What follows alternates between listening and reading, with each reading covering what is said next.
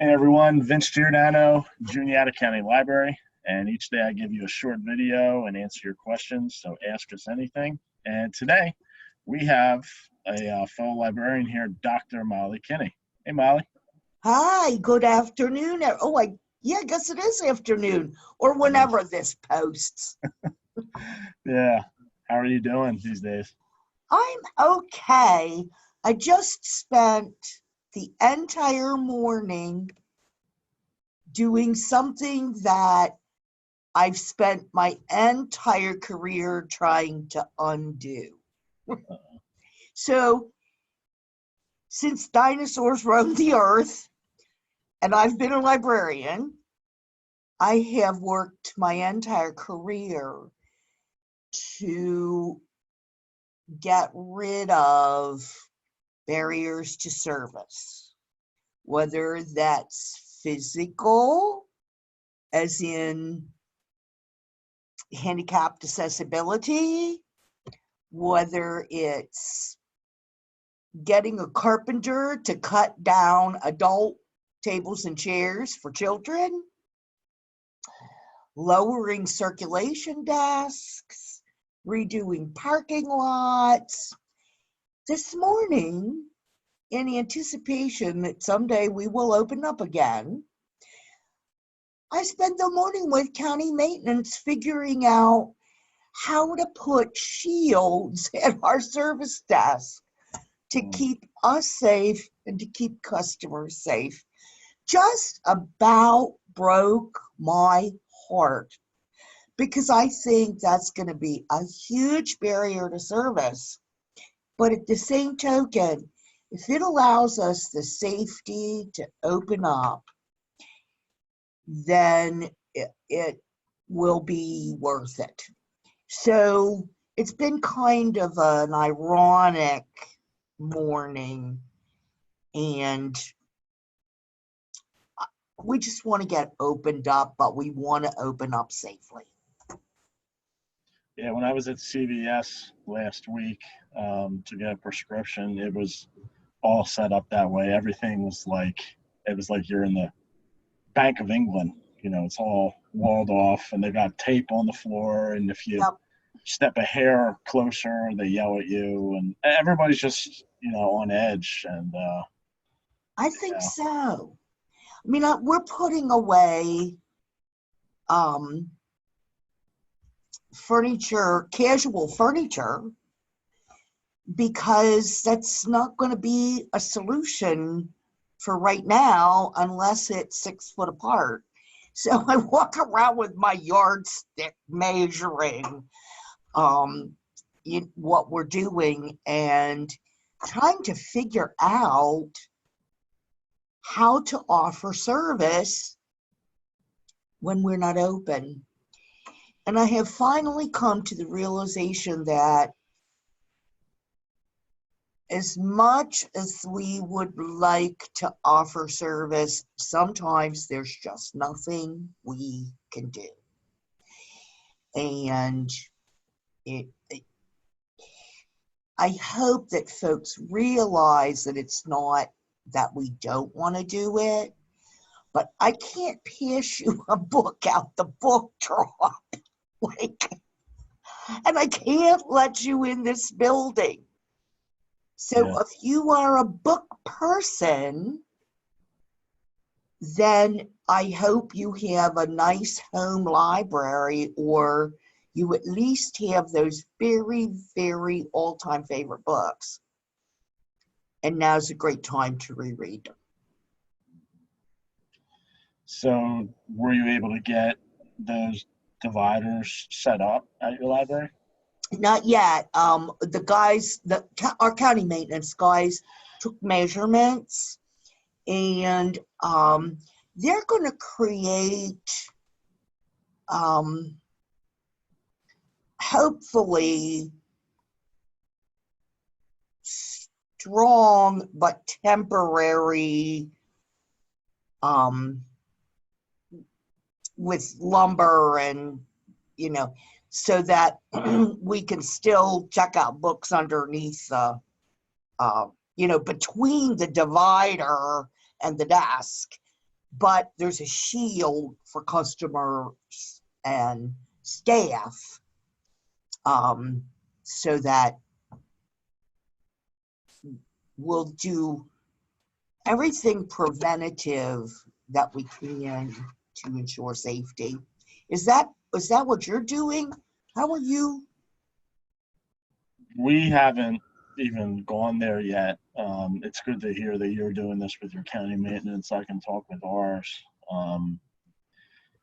I think we're gonna have to do the same thing, taking the furniture and just shoving it in an area, really spreading things out.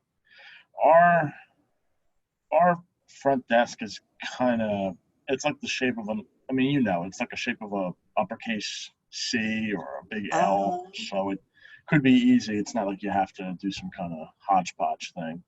right. Yeah, long sheet of plexiglass. I just didn't want them to drill it into the desk. Right. You know? Well, I mean, if they drill it in, then it will be ready next time this happens. Well, this is true, but hopefully there won't be a next time. Although, the experts are saying it could be worse in the fall. So I think service is going to look very, very different at both libraries for a while. I mean, we're storing our casual furniture in the meeting room because we're not going to let people meet in there. Right. And, will we have to police the number of people that we let in the building, at a certain time? I'm particularly concerned about that children's department because 3-year-olds don't understand 6 feet. And, we won't be doing the early literacy programs that are so important, and the reading readiness things that we did. And we were both doing STEM activities to promote that the STEM learning, and I just don't see that happening for a while. I think I don't want to say we're taking a step backwards, because I don't believe we are, but I do believe that we are going to, for a little while, look like a very traditional library that checks out books, that only has a few computers available, because our computers are real close together. So we're going to lose half of our public access computers because they're not 6 feet apart. And you have the same problem in your building that we have in ours, because they were built at about the same time. We can't move those computers because we don't have any outlets for them. Exactly. Yeah. So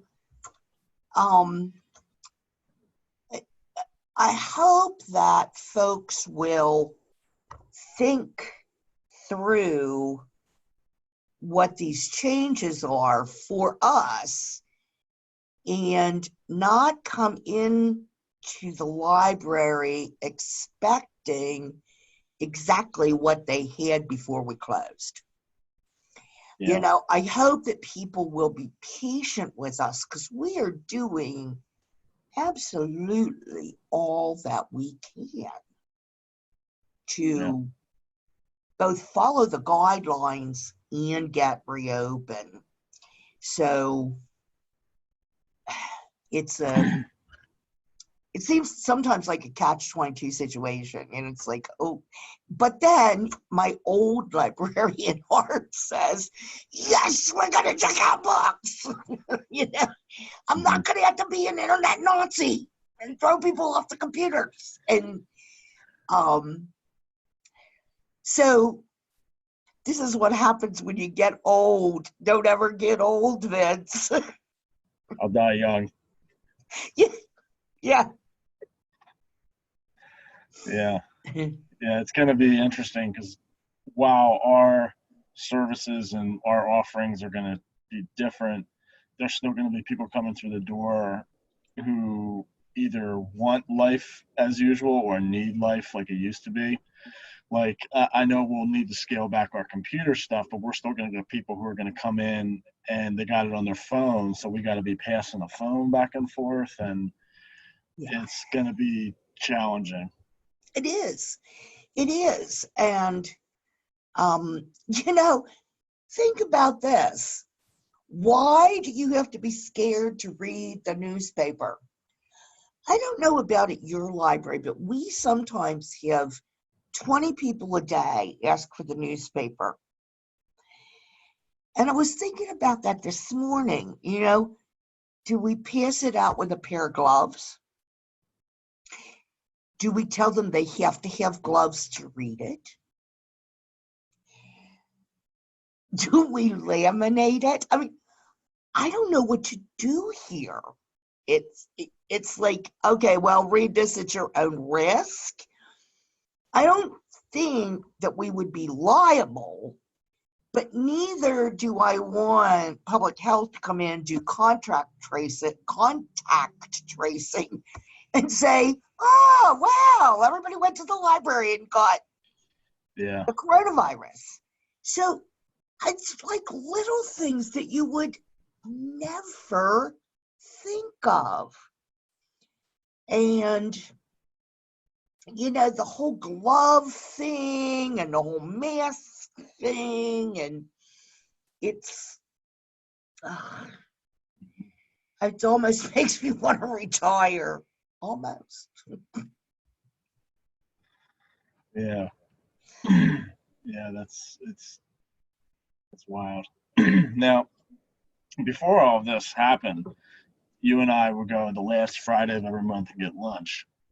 And I remember one of the last times we met, this was all starting to snowball. We weren't closed yet, but everything was starting to get crazy. And I asked you, what do you think? Like, do you think that the state is gonna be really clear with us, or do you think they're gonna hem and haw? And they've really laid down clear guidelines, like you cannot do curbside service, and you can only come to the library under these circumstances. How do you feel the Office of Commonwealth Library and the state in general has been in relation to libraries?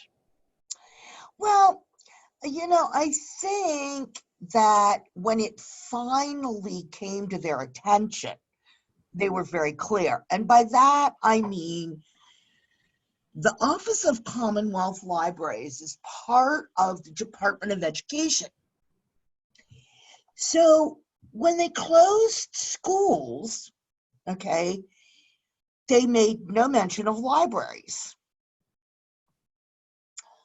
All of a sudden, somebody must have, you know, tugged on somebody's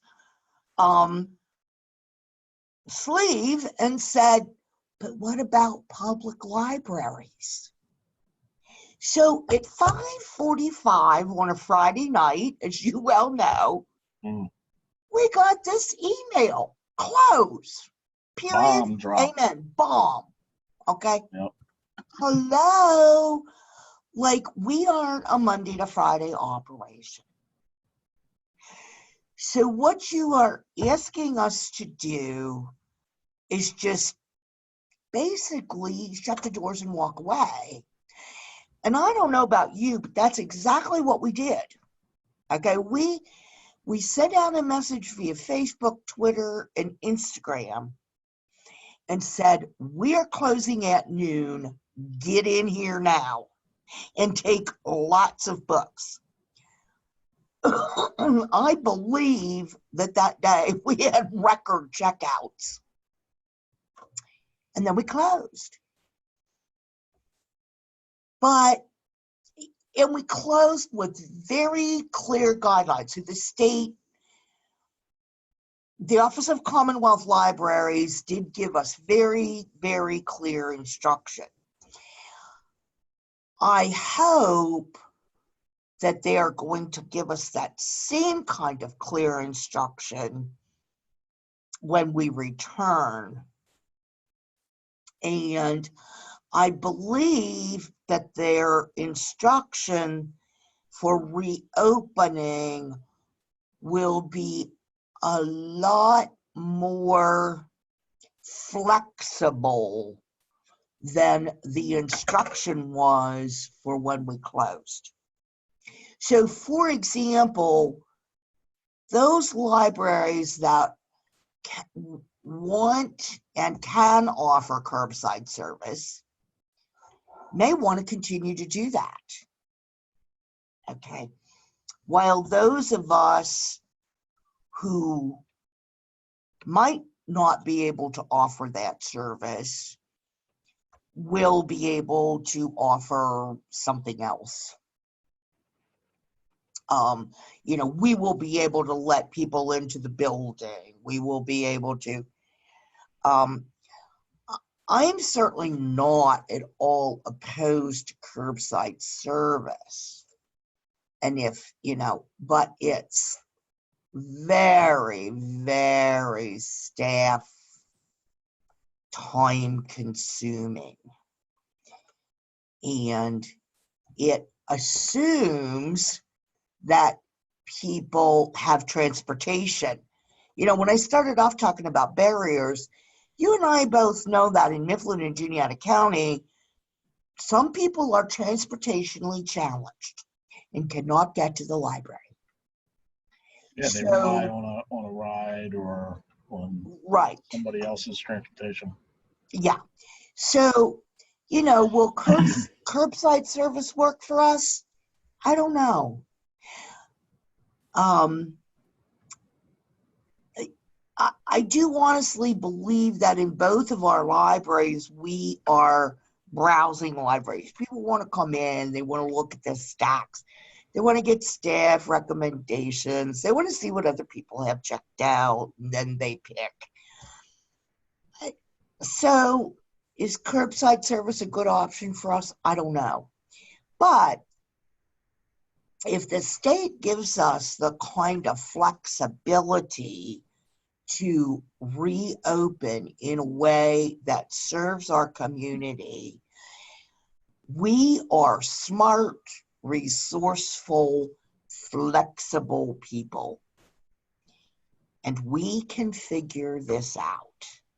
We can figure out a way that people can get both the educational and the recreational materials that they need in some way, shape, or form. So you've worked in the past in libraries in Florida and Georgia, and the end of last week, Georgia reopened things. Are you in touch with any colleagues from down there, and what are they going through? Well, I have friends in public libraries there, and I'm sorry, I don't know how to get rid of that. Okay. Hey, I'm just the director, I think great thoughts, but can I do anything? No. Anyway, I have been in touch with some people in public libraries down there. Right now, they were faced with something that was so sudden that they were caught unaware and off guard. So one day they were closed, and the next day they were allowed to open, which is great. But how do you get open? I have a friend who works in a public library, and they put folding tables in front of their service desk. So there's 6 foot between the service desk and the customer. The customer slides their books across these folding tables. The staff grabs them, checks them out, and then pushes them back. Okay. Then everybody grabs hand sanitizer in the next. So in a way, I'm kind of glad that we've had the preparation, because I have to tell you, they're just winging it. They're, you know, it's like, it's great that they're open, but I do know that some staff are very, very concerned about the safety issues. Yeah. So, you know, there's a real balance that we need to strike for both our staff and for customers. So, in Florida, libraries are still closed. So, but many of them, particularly the university libraries, are offering remote service to students because their classes are meeting online. The reference librarians can do bibliographic instruction via Zoom or Blackboard or some kind of technology. And all of the students are using that technology. So there's no learning curve where, you know, you and I get these messages of how do I download a book? Okay. So those university folks are working remotely. They're answering student questions. They're doing their thing. I had the privilege of working in the only private academic public combined library in the world, and that's in Florida. The public librarians there are offering the remote story times. They are allowed to be in the building. You know, they have a limit of the number of people that can be in the building. But they are able to go in and do some things remotely that so that they can continue to provide service. So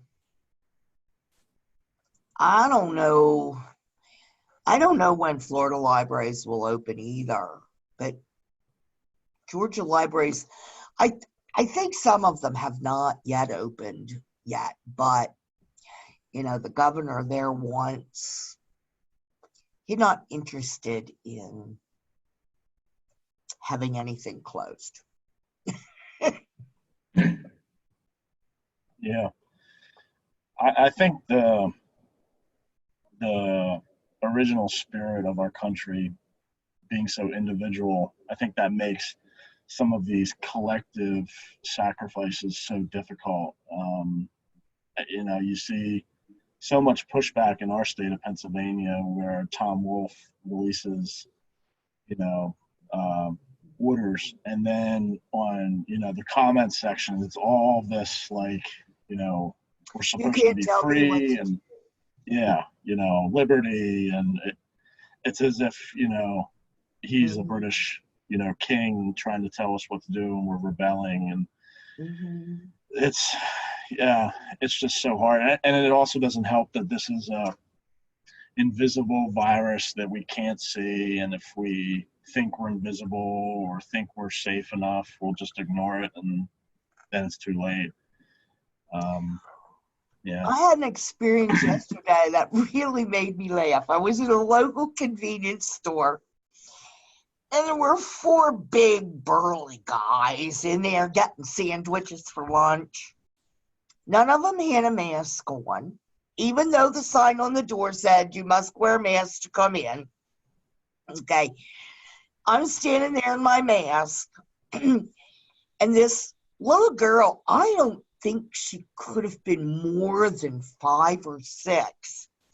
She came in, she had one of those My Little Pony masks, you know, I mean, all pink and purple, and she's skipping around, and she comes up to these 4 guys, and she puts her hands on her hip, and she says, "Oh, you know, I don't care if you don't care about yourself, but I'd like you to wear a mask so that I can grow up to be big and fat like you.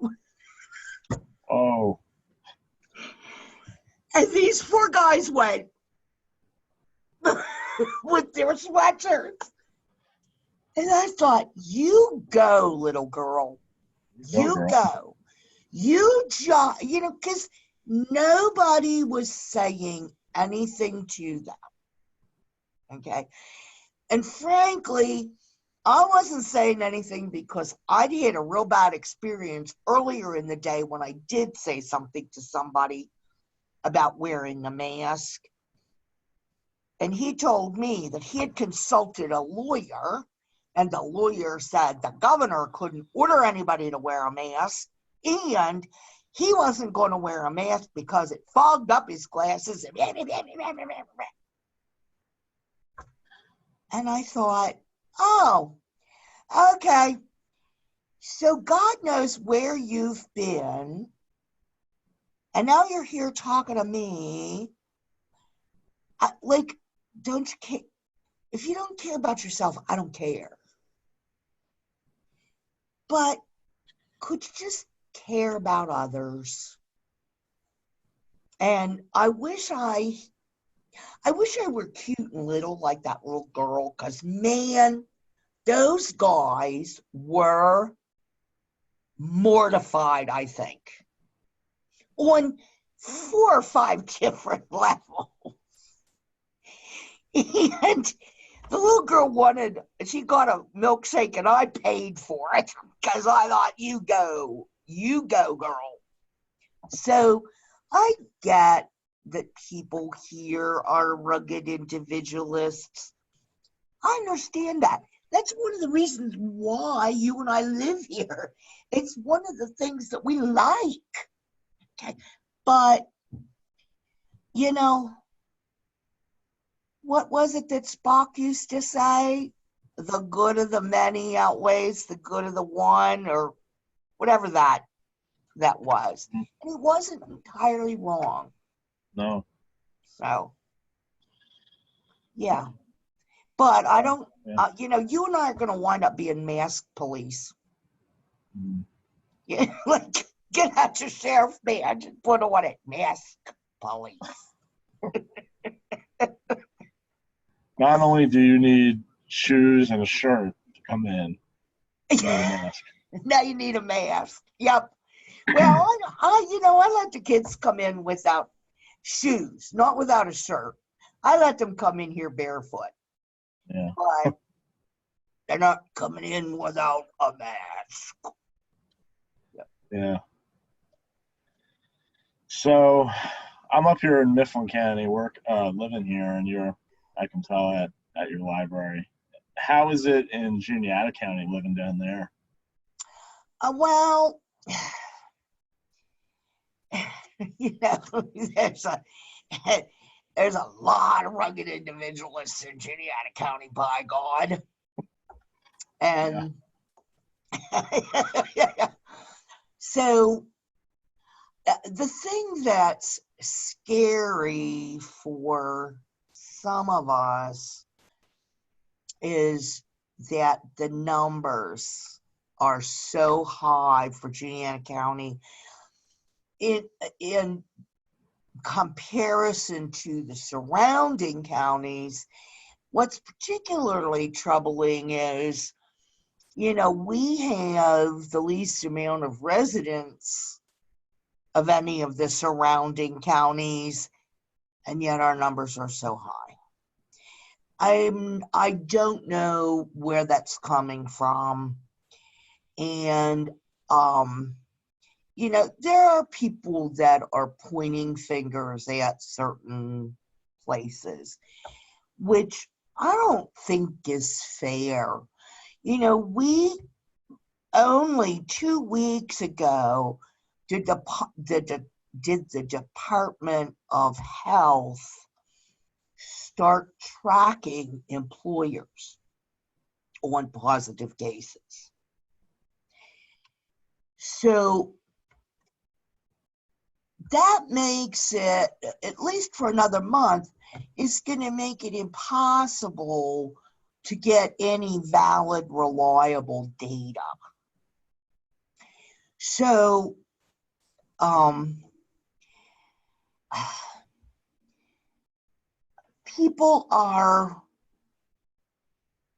majority of the people are wearing masks.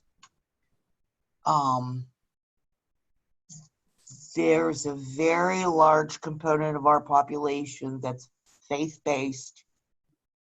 The churches are doing all kinds of online services for folks, daily messages, and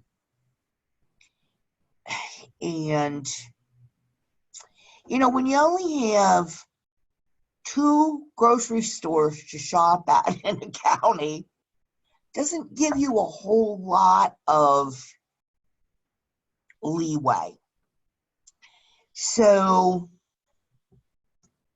people are, I think, being very careful about when they shop and how they shop. Most of us, anyway. People are being, I think because the population in Juniata County is such an aging one, I think people are just not going out, and they're sheltering in place. They're having younger people bring them what they need. My mother, who is 90, said, well, I survived TB and I survived the Depression and I survived World War II. I guess I'll probably survive this too. So they're very stoic and very pragmatic about the whole thing for the most part.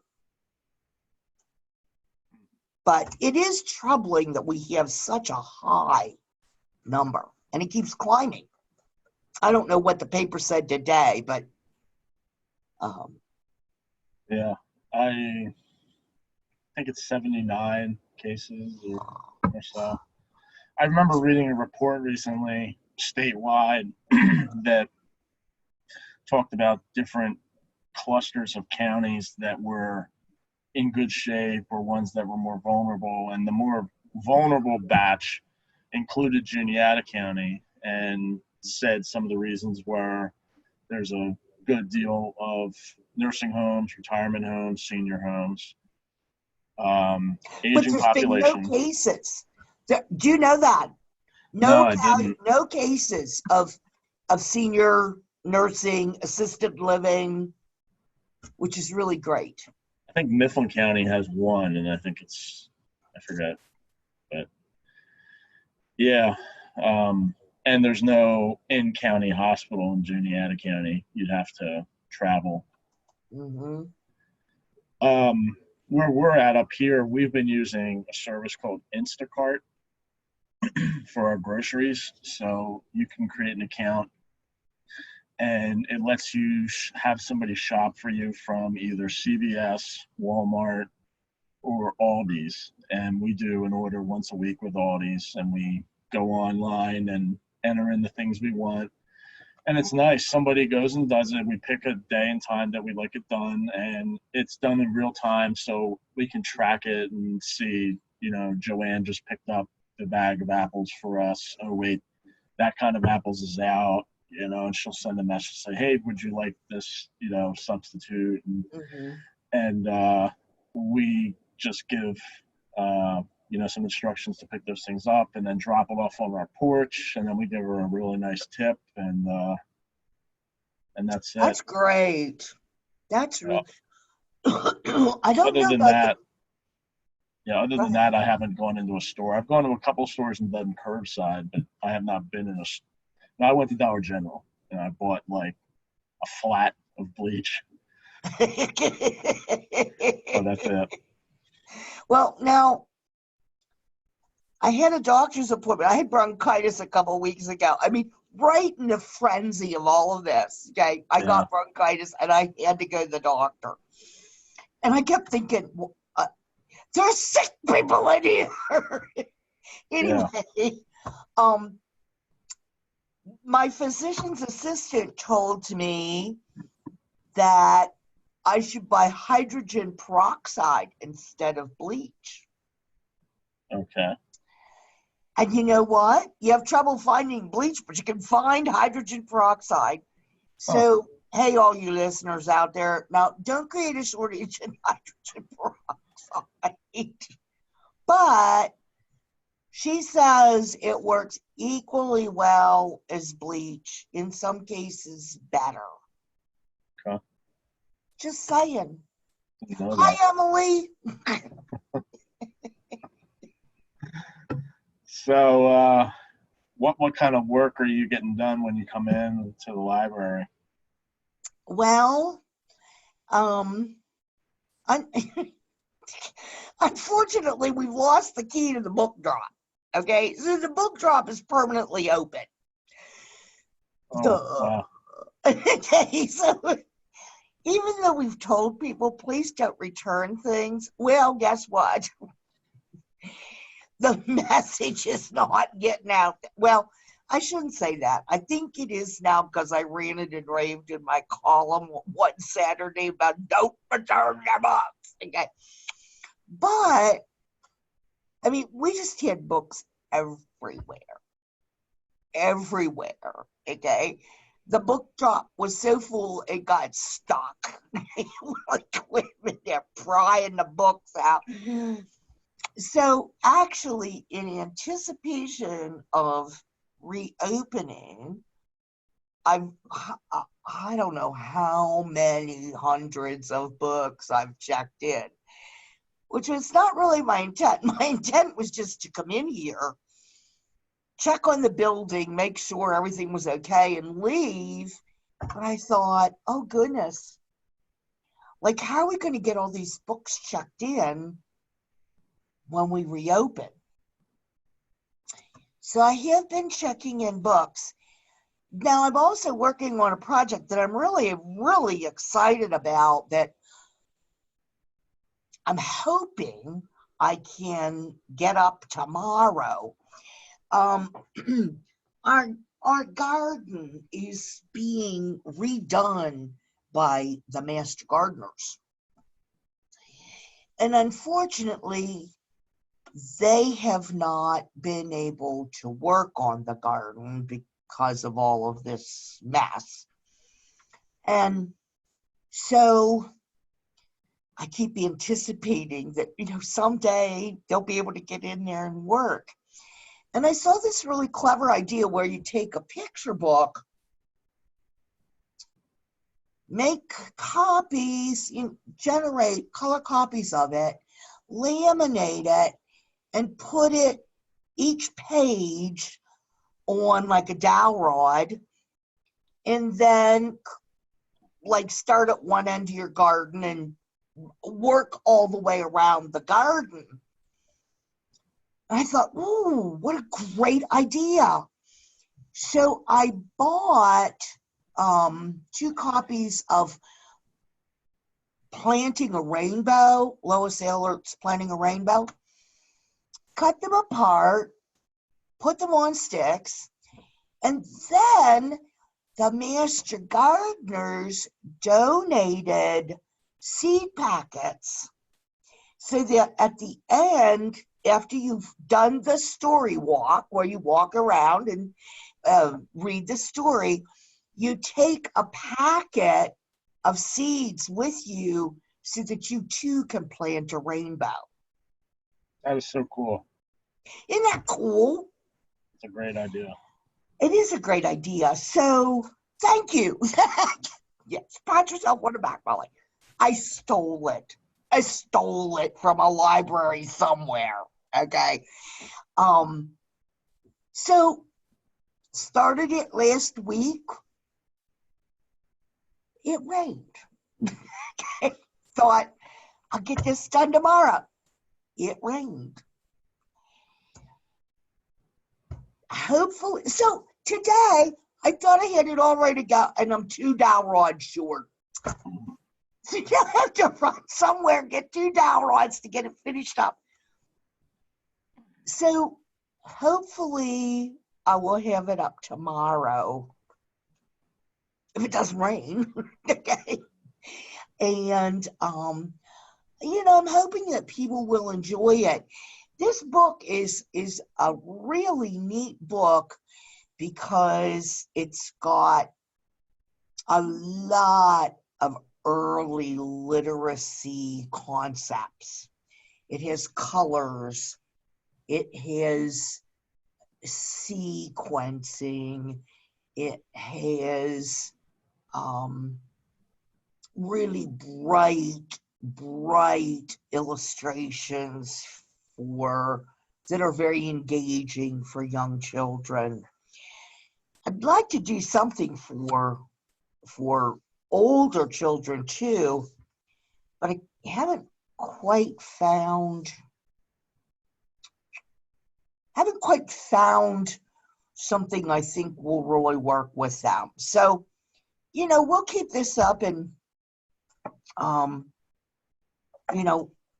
when we take it down, well, gee, Vince, I could just bring it to you and put it up in your meditation garden. Yeah, sure. Fit right in. Right. So you getting to read anything, personally, recreationally, anything good? Well,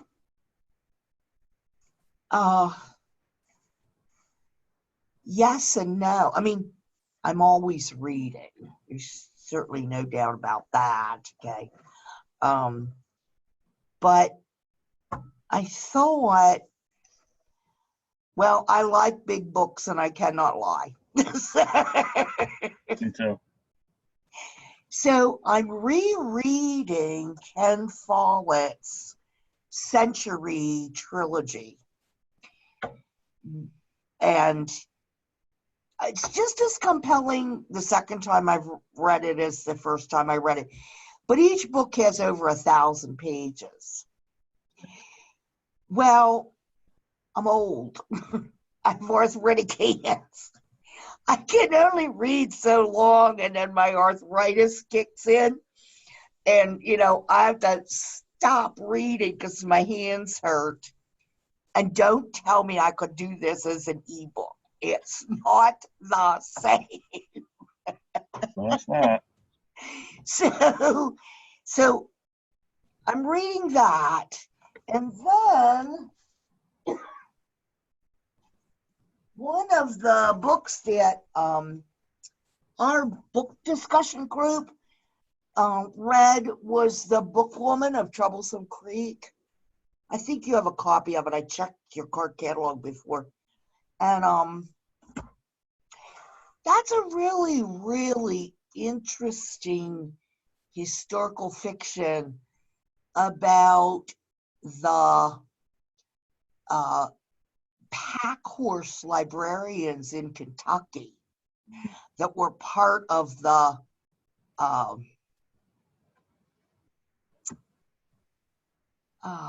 what was the WPA? No, This is part of the New Deal. Yeah, part of the New Deal. And these women were the precursors to bookmobiles.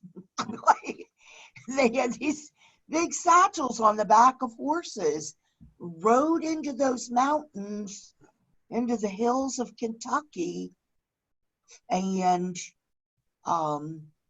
checked out books to people. Really, really interesting story. And the historical part of it blends really well with the fiction, with the story part of it. Sometimes it's really hard to strike that balance. So in between those big heavy books that I can only read for so long, I've been reading some lighter kinds of things. What are you reading? I'm reading I'm finishing up a book.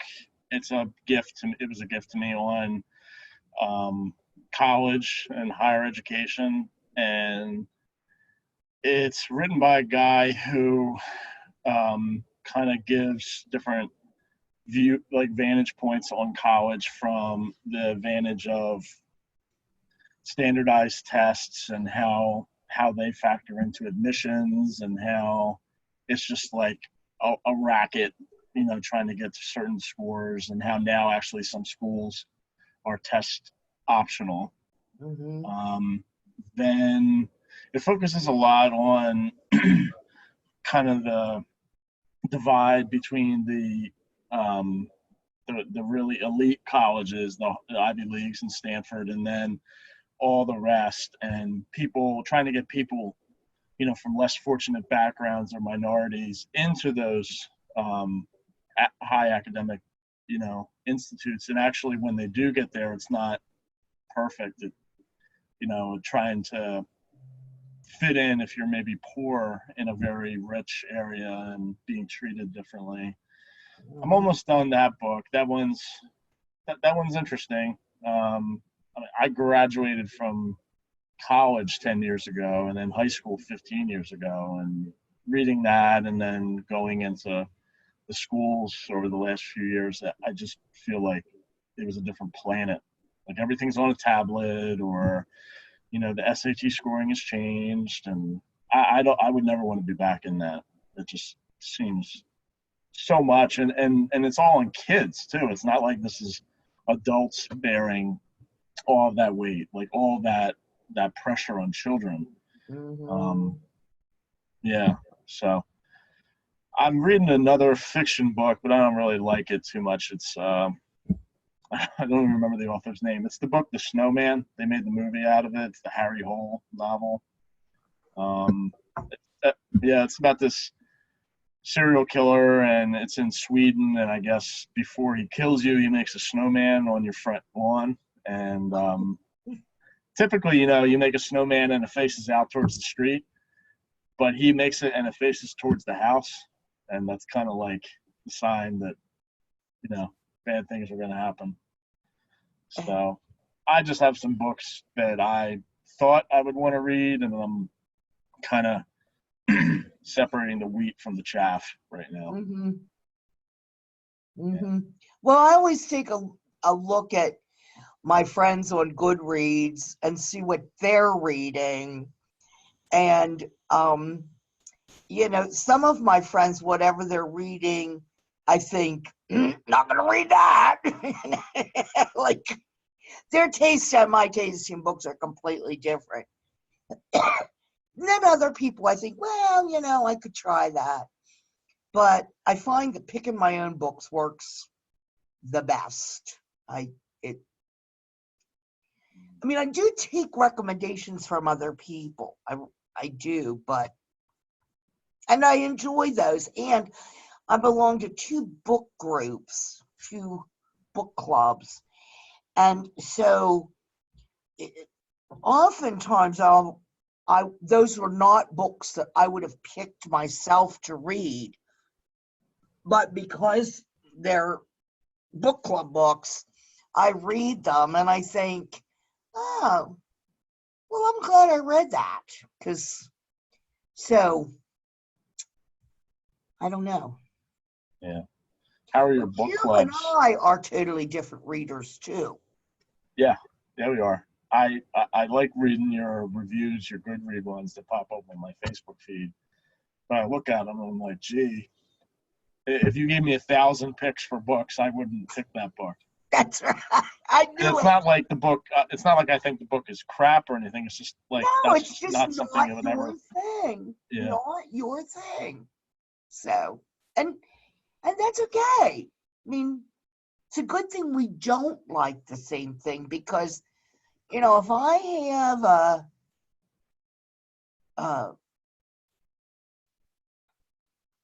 a younger reader who is your age, sometimes I look to see what you're reading to suggest that, especially if it's a guy.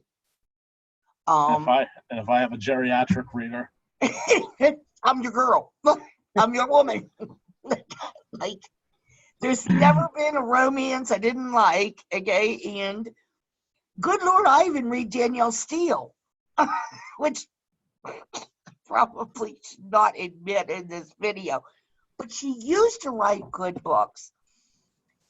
And it's like a habit with me. It's like, oh, new Danielle Steele. well, So, ooh, I lost you. Vince, you there?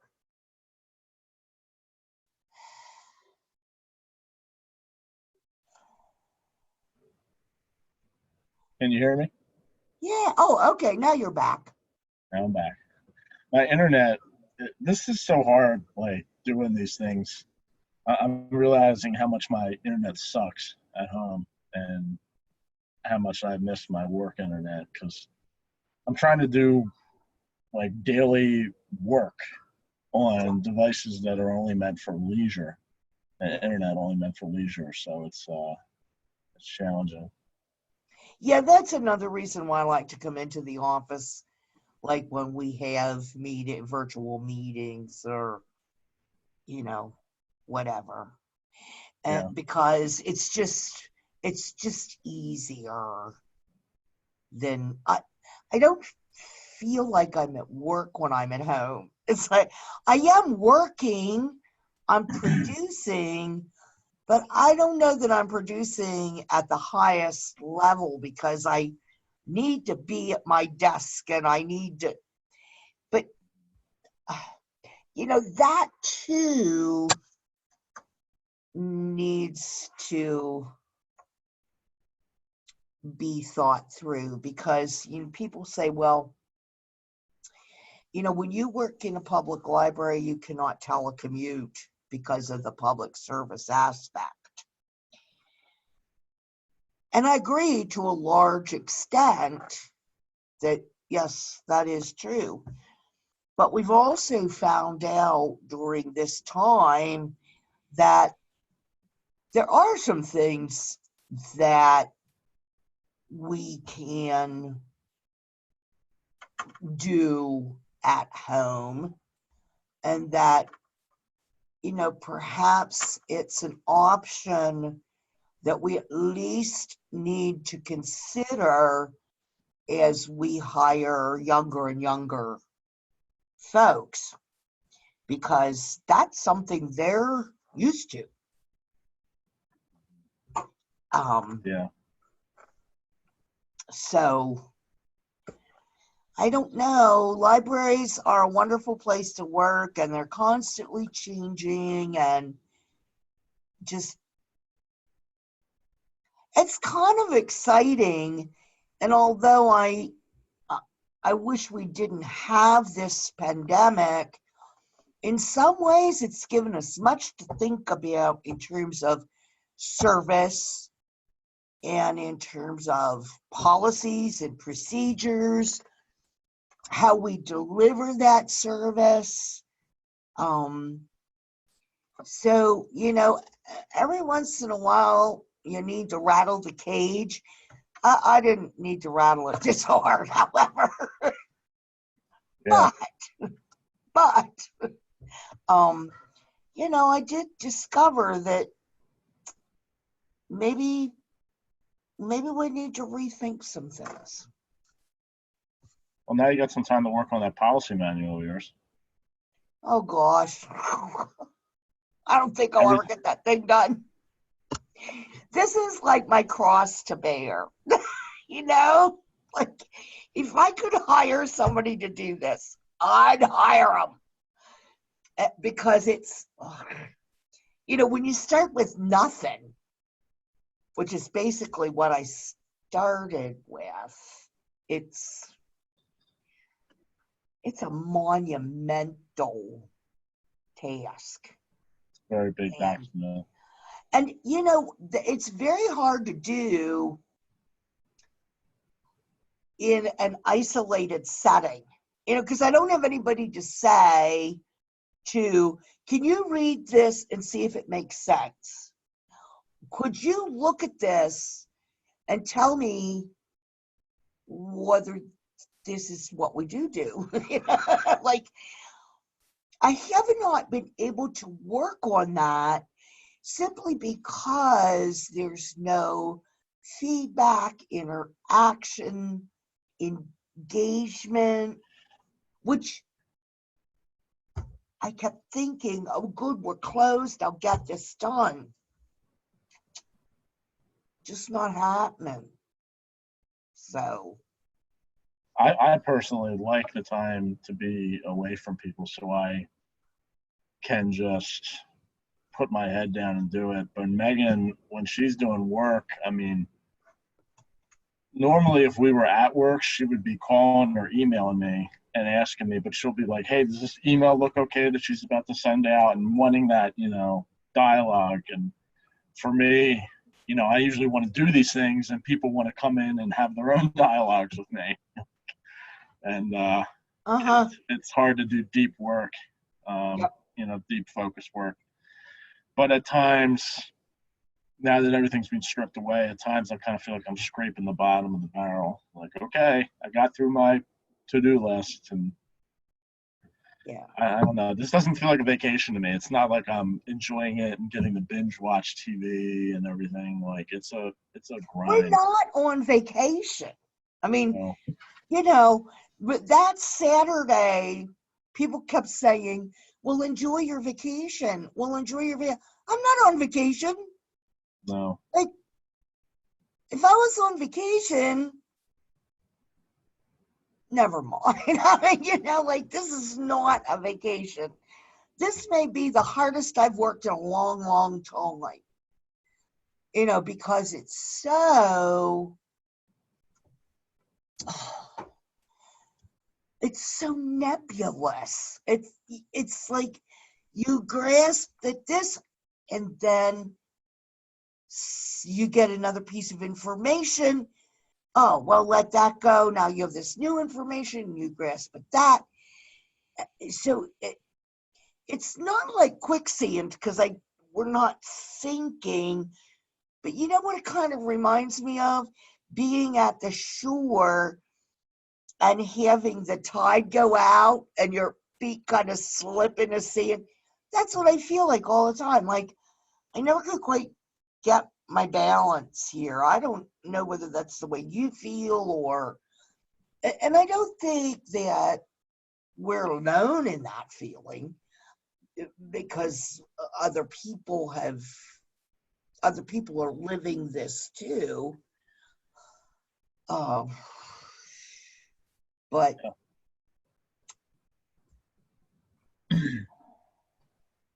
Yeah, I feel like even though I'm at home, I have less distractions, and that makes it hard. At work, it can be easy to get distracted by just things flying my way. But it's also hard, the nebulous part, because we don't have any kind of clear timeline. Like, normally in life, you're thinking, okay, this date, that's the first day of summer, or this date I'm retiring, or this day is my birthday. And now all that's just not there, and it's really challenging, and it requires a really tough discipline to get up every day and go. I mean, sometimes I feel like I'm like in prison with no parole. I mean, my life is perfectly fine, but it's like, what do I have to look forward to? yeah. And that's hard, and it's even worse that we're having a social distance, so you have to do it on your own. Right. I'm trying to do videos like this as much as I can, or get in touch with people, just to stay social, and because it's tough. Mm-hmm. Well, I have a friend who has a teenage granddaughter, and who was very upset because it was her 13th birthday, and she was all excited about being 13, but she couldn't have a party. And I said, well, yeah, you can have a party. You can be like Alice in Wonderland and have a half birthday party 6 months from now. Okay. And this teenager said, who? What? And it's like, oh, my poor old librarian art. Okay. Oh. And luckily, the grandmother had a copy of Through the Looking Glass and shared it with her teenage granddaughter. And then the granddaughter thought that was just fine to have a half birthday party. But I think one of the things that has happened is that it has forced us to be a little more creative with our lives. And that's not necessarily a bad thing. In some ways it's really bad, like when you try to cut your hair, and now I look like, well, you weren't even born then. Now I look like Haley Mills in, what was that movie? Parent Trap. Yeah. Mm-hmm. But I just couldn't stand the bangs anymore. So, shout out to Renee Dowling on that one. I know. Renee, I need you. Vince and I both need you. So, anyway, it has forced us to be somewhat creative. And at least for me, I get tired of my own cooking. And I tend to cook the same thing over and over and over again because it's easy, it's quick, it's whatever. Okay. This has forced me to consider making some new things. And I've actually discovered that my freezer has a bottom. Now, I'm not tall enough to reach it, you understand? Okay. But I can see the bottom of my freezer. How many of you can say that? Okay. I can't see the back of mine. Probably soon I will. Yeah. So I guess we have to look at the positive too. And I am excited to see what kinds of positive changes that we'll see in public libraries when we do begin to reopen. Because I think people have had this time to formulate some really great ideas. And hopefully they'll work. Yeah. Yeah. Hey, thanks for talking with me, Molly. It's great to see you. Vince, here, have a sandwich. I'd rather be having lunch with you, buddy, but this was not bad. Thank you for having me because you know how much I hate technology. Well, I don't hate it. I'm just not very good at it. So thank you for making it simple to talk to you. Hi to all the Juniata County Library patrons. And hopefully we'll all be home. We'll all be open soon. Yes. I'll stop in and see you guys. And I have masks, so I will be wearing a mask. Good, because I just don't want to be the mask police. Or yeah. What's his name? Zorro. Right? Doesn't he wear a mask? Yeah, over his eyes. Yeah, over his eyes. Like, I don't want to be Zorro. Well, you would get a sword if you were Zorro. So what? You would get a sword if you were Zorro. Ooh. Yeah. Ooh. Well, let me think about that. And a cape. Hey, listen, when I was a kid, we made capes out of old shower curtains, out of old plastic shower curtains. And let me tell you, we had some fancy capes in my neighborhood. So, yeah, I could dig out an old shower curtain to make a cape. Thank you. Have a good Yeah. rest of the afternoon. Thank you, Molly. You too. Okay. Bye.